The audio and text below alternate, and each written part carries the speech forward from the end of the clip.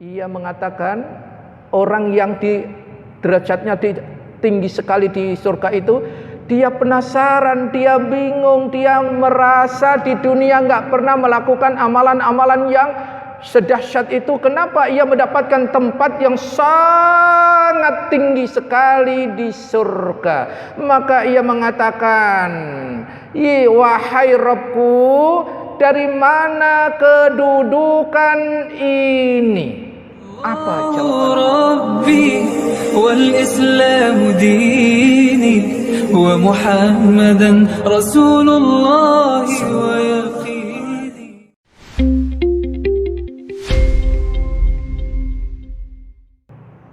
Baik, ini poin yang kesekian.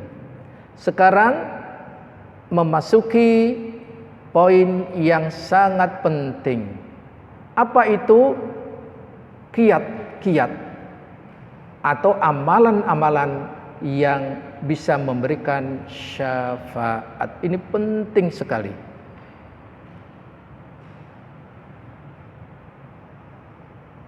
Yang pertama, tauhid. Jadi tauhid inilah satu-satunya yang paling utama, dan inilah hak Allah, kewajiban seorang hamba. Dan nanti Allah kalau sudah haknya terpenuhi, apa hak Allah? Hak Allah itu disembah dan tidak disekutukan dengan sesuatu apapun. Itu hak Allah. Jadi kalau gitu kewajiban kita apa? Menyembah kepada Allah dan tidak menyekutukan Allah dengan segala sesuatu. Kalau kita sudah seperti itu, apa? Kewajiban Allah, hak kita. Apa? Hak kita tidak akan diazab oleh Allah. Masya Allah. Jadi kalau begitu, ayo kita luruskan akidah kita. Ayo kita murnikan keimanan kita, tauhid kita. Karena inilah agama seluruh para nabi, yang diajarkan seluruh para nabi, dan para ulama-ulama kita mengajarkan ini semuanya. Ingat, dosa besar yang paling besar apa itu? Syirik. Kezaliman yang paling zalim, syirik. Kesesatan yang paling sesat, syirik. Ayat-ayatnya jelas.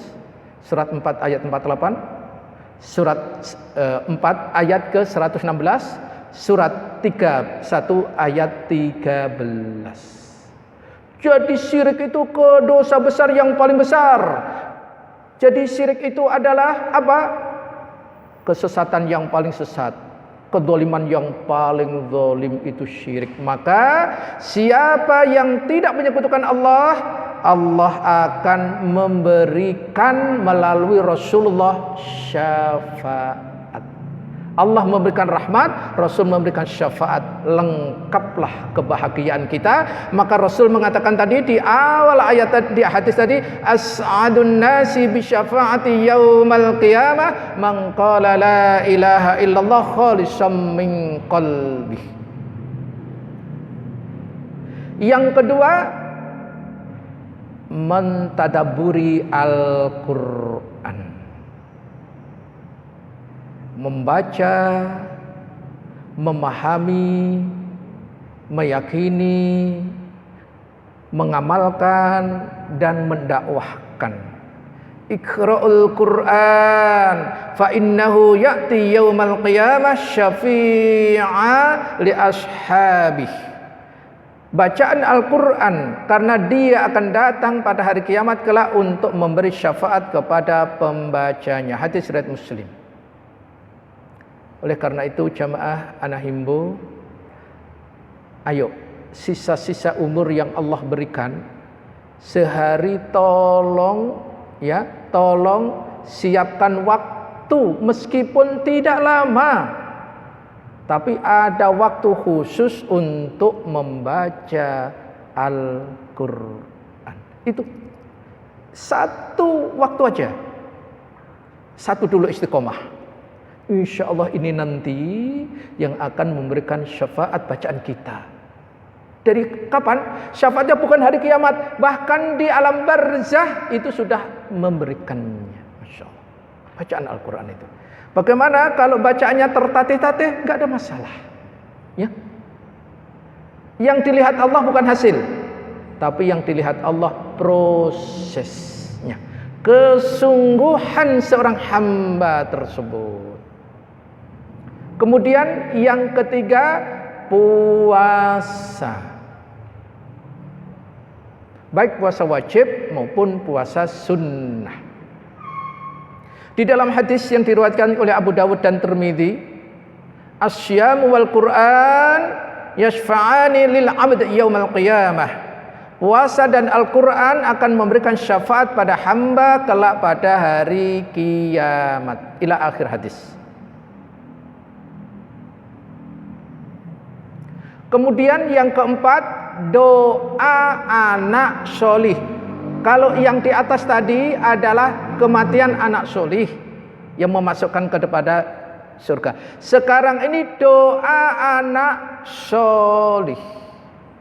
Dikisahkan berdasarkan hadis yang diriwayatkan dari sahabat Abu Hurairah radhiyallahu an. Hadis ini diriwayatkan oleh Imam Ahmad, Imam Al-Bukhari, di mana innallaha la yarfa'ud darajata li'abdis sholih fil jannah. Seorang hamba meninggikan derajat, ya, sesungguhnya Allah meninggikan derajat hamba yang sholih di surga.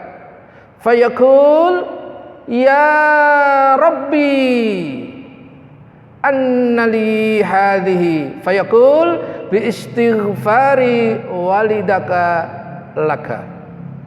Ia mengatakan, orang yang di derajatnya tinggi sekali di surga itu, dia penasaran, dia bingung, dia merasa di dunia nggak pernah melakukan amalan-amalan yang sedahsyat itu. Kenapa ia mendapatkan tempat yang sangat tinggi sekali di surga? Maka ia mengatakan, wahai Rabbku, dari mana kedudukan ini? Apa jawaban Allah tabaraka wa ta'ala? Bi istighfar walidika lak.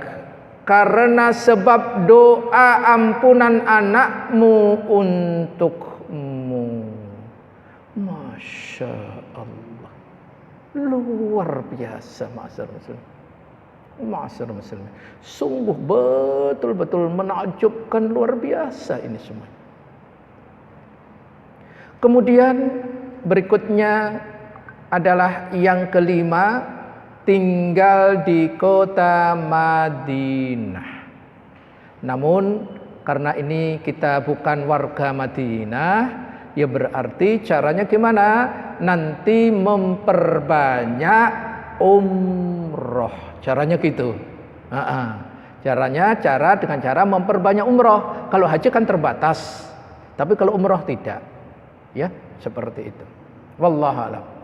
Kemudian tentu ini yang harus kita ketahui dan semua orang sudah tahu, memperbanyak sholawat kepada Rasulullah sallallahu alaihi wasallam. Jadi memperbanyak sholawat kepada Nabi sallallahu alaihi wasallam. Siapa yang sholawat sekali, Allah akan melipat gandakan 10. Bayangkan ma'asyiral muslimin. Di sini wabil khusus ma'asyiral muslimin, ya, ketika kita selesai mendengarkan adzan, doakan Rasulullah, orang yang berhak menempati al-wasilah. Apa itu al-wasilah? Al-wasilah adalah satu tempat di surga yang hanya satu orang. Maka kita doakan agar satu orang itu Rasulullah yang menempati al-wasilah itu.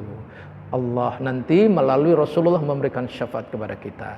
Maka lihat di sini Rasul sallallahu alaihi wasallam melalui sabdanya, ini dari Abdullah bin Umar bin Al-As radhiyallahu an, bahwa idza sami'tumul muadzin faqulu mithlu ma yaqul thumma shallu alaihi fa innahu man shalla alayya salatun sallallahu alaihi biha asyra thumma sallallahu li alwasilah fa innahu manzilatun fil jannah la tambaghi illa li 'abdihi min ibadillah wa arju ay yakuna ana huwa faman sa'alanil wasilata halat lahu syafa'ah. Rasulullah sallallahu alaihi wasallam bersabda, apabila kalian mendengarkan adzan maka ucapkanlah seperti yang diucapkan muadzin, kemudian bersalawatlah kepadaku, karena barang siapa bersalat kepadaku 1 kali Allah akan memberikan salat kepadanya 10 kali.